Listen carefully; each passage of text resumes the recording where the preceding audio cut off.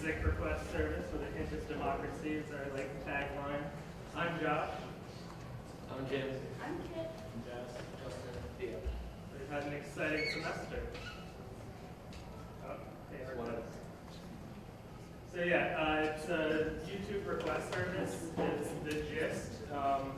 If you're at a party, everyone is normally crowded around a laptop, putting on their favorite YouTube video that you played next. So we're trying to solve that problem and make the party more about the party than about trying to be the next person coming up musically. So what we do is we've made apps for every major phone now.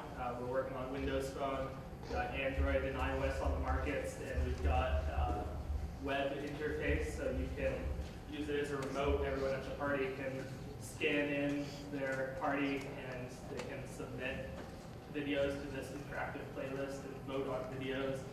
And we've got a lot of other interesting stuff we're adding. We've been working on it for over a year now. It started as a much different scoped project 2 years ago, but we restarted it under the name of MeNext a year ago, and we've made a lot of progress. So this is what we've been up to. On the back end, my personal role on the team is back end. So this semester, I've implemented private parties. So if you want a party, but you don't want me logging in and just adding tons of troll videos to your party's playlist, like I am apt to do, you can now implement a password or say, people can view this, but only people with a password can submit, or just, we're watching embarrassing Taylor Swift videos, we don't want anyone to watch this party. Most of this semester for me has been dedicated to doing just a major refactoring of the back end. I don't think any line of code was left untouched. And it's a lot better now, and we're ready to take on another back end person if they choose to help us out and come help with us. We've got tons of issues on GitHub if anyone wants to chip in, do a quick pull request. We're open to that. Preparation. So we also have a lot of different features. Like every time we pitch this project to somebody, they tell us another random feature that we're like, crap, that was actually really cool. We want to dedicate the time to it. So I've been working on just chipping away at giving back-end support for all of those issues. Like we want parties to have pictures associated with them and the color that goes on the page and lots of fancy UI stuff. So most of the stuff,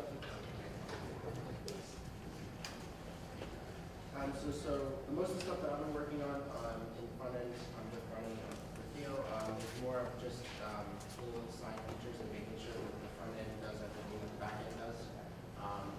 We implemented a mobile window that's going to be accessible from the party page, so if you're a creator for the party, you can edit some settings and relate it to your party, so you can add an edit. If you don't have a password, you can add one. If you have a password, you can edit it. If you want to change it to private mode, in which case you can do that. You can change the name of the party, delete the party, and my next step is to make sure that all of these functions are linked from the front to the back end, and also make sure that what I'm doing also lines up with UI changes that are to be made. Following that, I will be working with Theo on making sure that all of the UI changes that we want to talk about are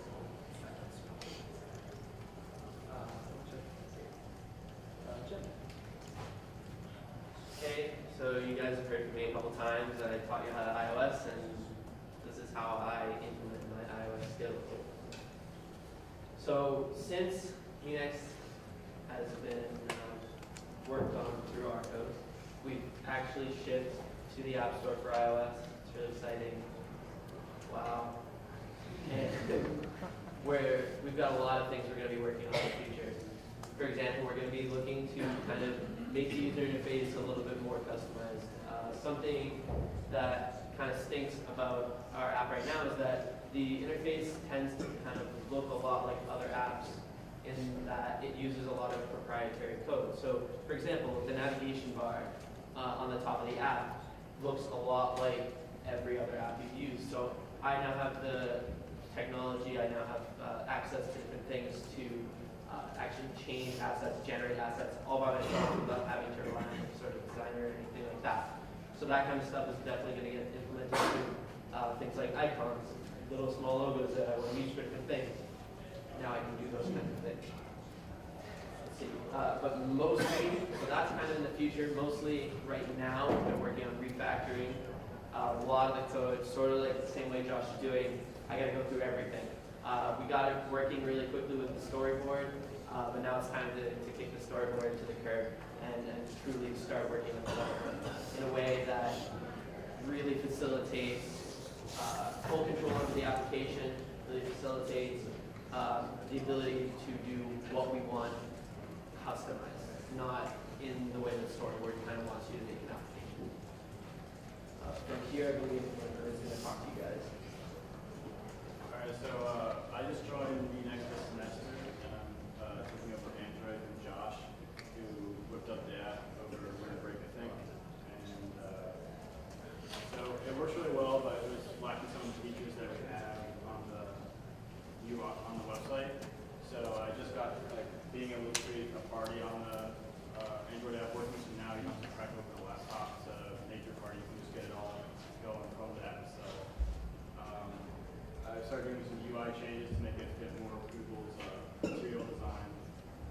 And also, so now we're just basically letting Josh make backend features, and I'm trying to add it to Android, just trying to add it to iOS, like the part of privacy right now we're going to implement. And go look at the Chromecast also.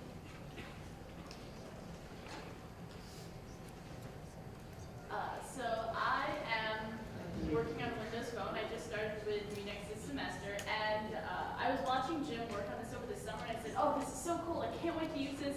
Oh, wait, I can't. So I decided to start working here. So we have a basic UI up, and we're looking now, by we at TV pretty much, looking at implementing the actual functionality, working it in with everything that's pre-existing, YouTube API, and just kind of getting on our feet with that. Hopefully it'll be out and in the App Store by the end of the semester or year thereafter. So what's next? So we're at a point now with MeNext that it's entirely functional. These guys have done an incredible job of getting a very functional, usable project. The only problem is nobody knows how to use it. We've done a great job making this project that functions to our exact ideals, but have done a terrible job at communicating it to our users. We constantly get requests for things that don't make logical sense for the way we want this used, like for a chat room. It just represents a failure of communicating our ideologies. So how do we address this? I think we're ready to. Starting with the front end, it's time for a complete design overhaul. We're going to start from scratch and really work closely with, we are using Bootstrap. We're going to entirely write our own CSS libraries as well, retheme the website, give it a more unique feel to it, and more importantly, give more unique feel to the parties and the interactive party joining experience. Right now, our homepage is just either a brief description of our service if you log in, or it's a list of the current parties that are going on, just a text list. I don't think text is enough to represent how much fun can be had in one of these parties. And I think that adding colors and pictures and actually giving a more customized, unique feel to all of these elements will give our experience just that much more of a push. Right now we're theoretically calling them party pods, but we're going to hopefully come up with something better. Shouldn't be too bad. As for the actual homepage, we're going to be very directly focusing on communicating our ethos in a very simple way. And as we do this, we're learning ourselves about our own ethos and refining our focus. The two questions that we're going to be asking our users and asking ourselves as we develop from now on are, what if choosing music as a group was simple? And what if everyone had a remote? Thank you guys very much. And thank you to RCOS, Professor Morthy, Professor Goldschmidt, and Sean O'Sullivan.